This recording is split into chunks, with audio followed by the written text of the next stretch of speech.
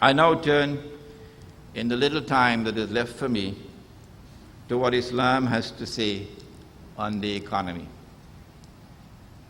And in Islam, if you don't plant, you don't reap. The market does not distinguish between a Hindu or a Muslim or a Christian. No. In Islam, you don't go and buy from that fella because he's your Muslim brother.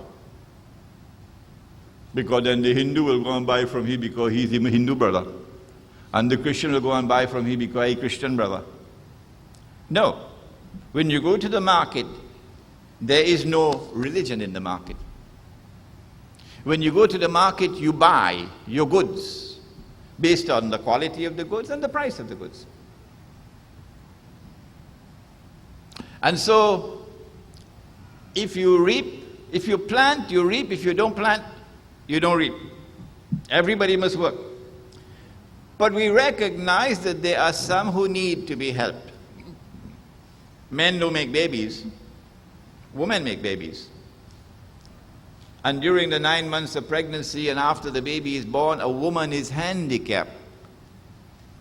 And so Allah has ordained that men must maintain women.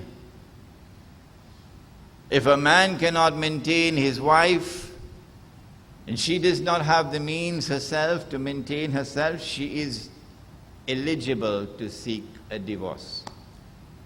And so men maintain women in Islam. And then there are widows, there are orphans, there are those who are disabled, those who are handicapped and so on. And for them there is a social security net.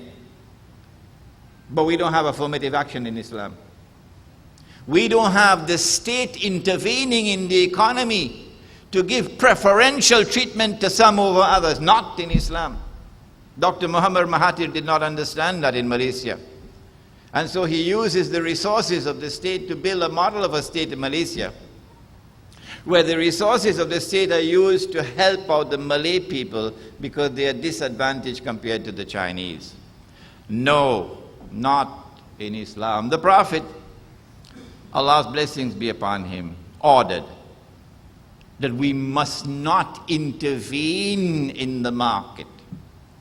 No. Market must be guided by market forces.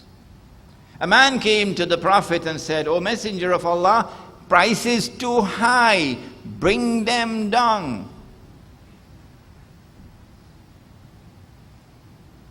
He said, "No." When the Prophet said no, you have to be a brave man to come back again. But he came back a second time. He said, "O Messenger of Allah, price is too high. Control, price control." He said no. Well, you have to be a madman when he don't tell you twice to come back a third time. But he came back a third time, which meant that prices were really high. What do you do when prices are high in the market? He said, "O Messenger of Allah, control price." He said no. But we can pray to Allah to bring down the prices through market forces. Supply increases, demand will be met, prices will be brought down. And so we do not have minimum wage legislation. No. We don't control prices, we don't control wages. Well, if we dispense with minimum wage legislation in this country, I will be a happy man. Oh yes, guess why? Because eventually the country will explode. There'll be bloody revolution in this country if you dispense with minimum wage legislation. Well, why? Why is it? What is wrong with this sick economy?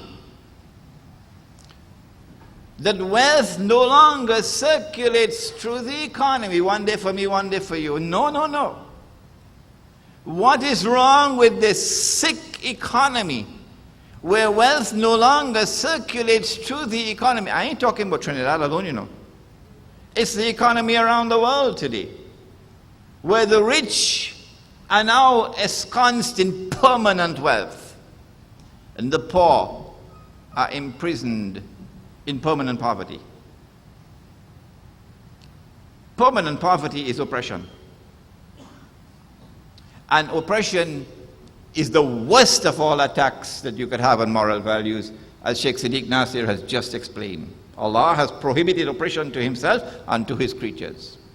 And this is economic oppression. You cannot solve that problem of poverty with state intervention in the economy. We reject that. It is the market which must bring about change.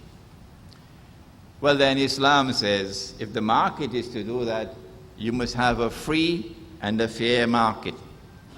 That's all. A free and a fair market. And you must have allowances to meet the needs of those who are disadvantaged, women, orphans, etc., the social security net. But there is no free and fair market now anywhere in the world. Some of the frontier thinking on the subject from the State University of New York in Binghamton concluded that the last free and